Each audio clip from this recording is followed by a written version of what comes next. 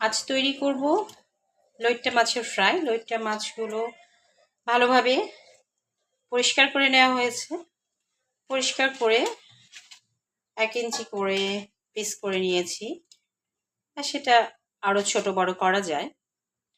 তো লইট্টা মাছ যেহেতু সামুদ্রিক মাছ, তো এটার একটু প্রিপারেশনটা আলাদা।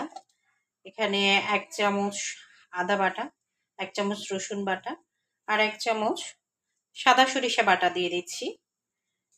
আলাদা আলাদা করে বেটে দিলেও হবে, আমি একসঙ্গে বেটে নিয়েছি।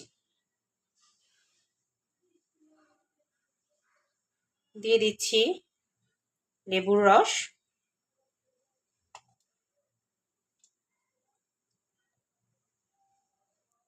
দিয়ে দিব সামান্য পরিমাণে লবণ, কারণ সামুদ্রিক মাছে একটু লবণাক্ত ভাব থাকে, যে কারণে লবণটা আমি সামান্য পরিমাণে দিলাম।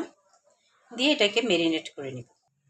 মেরিনেট করা হয়ে গেছে। এখন মনে প্রশ্ন আসতে পারে সরিষা বাটা কেন, কিন্তু সরিষা বাটা দিয়ে মেরিনেট করার পরে যে ফ্লেভারটা পাওয়া যাবে তখনই বোঝা যাবে যে কেন আমরা সরিষা বাটা ইউজ করলাম।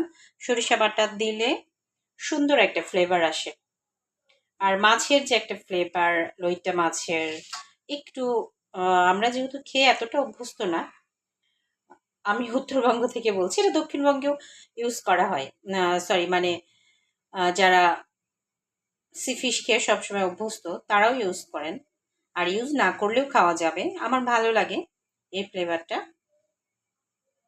এখন এটাকে আমরা আধা ঘন্টার জন্য রেস্টে রেখে দিই। এখন একটা ব্যাটার তৈরি করব। ব্যাটার তৈরি করার জন্য নিয়ে নিচ্ছি 1 কাপ আটা, আটা বা ময়দা যে কোনো কিছু ইউজ করা যাবে। এখানে নিয়ে নিব 1 কাপ, আমি যেহেতু আটা নিয়েছি এখানে নিব হাফ কাপ চালের গুঁড়ো।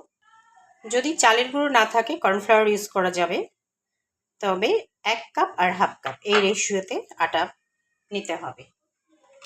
দিয়ে দিব ব্যাটারের পরিমাণে লবণ। লবণ সবসময় একটু বুঝে ইউজ করতে হবে, কারণ মাছে তো লবণ থাকবে, একটু লবণাক্ত ভাব, লবণটা কম ইউজ করা হবে। সামান্য হলুদ, দিয়ে দিব মরিচ গুঁড়ো।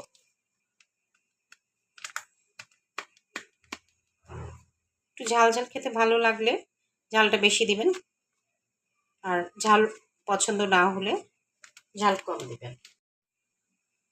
এই শুকনো উপকরণগুলোকে ভালোভাবে মিক্সড করে নেব। ব্যাটার তৈরি করার জন্য পানি দিব, তবে একবারে সব পানি দিব না, একেবারে সব পানি দিইনি। ব্যাটার তৈরি করার জন্য প্রথমে অল্প পানি দিয়ে এটাকে মিক্সড করে নিয়েছি, এখন আরও পানি দিয়ে দিব।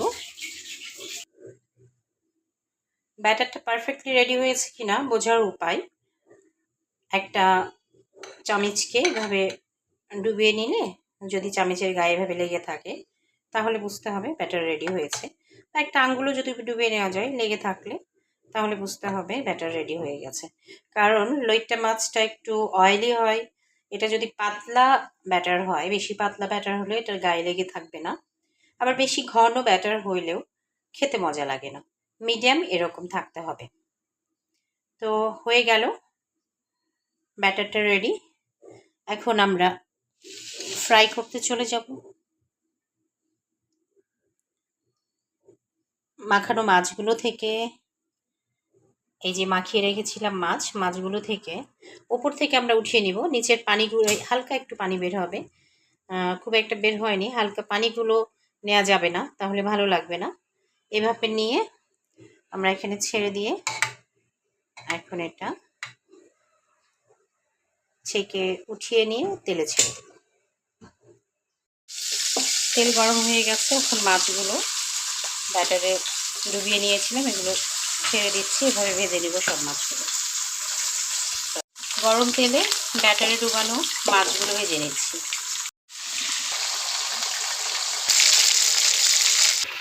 আলহামদুলিল্লাহ, আমি ভাবিনি যে এত টেস্টি হবে। তো এখন থেকে ভাবছি রেগুলার লইট্টা মাছ ফ্রাই খাবো, যেহেতু আমাদের এই বাজারে তৈরি হয়ে গেছে ভীষণ মজাদার লইট্টা ফ্রাই। ভীষণ মজাদার বললাম এই কারণে যে তৈরি করতে করতে টেস্ট করা হয়ে গেছে, সবাই বলেছে অনেক মজা হয়েছে, আসলেই মজা হয়েছে, আলহামদুলিল্লাহ।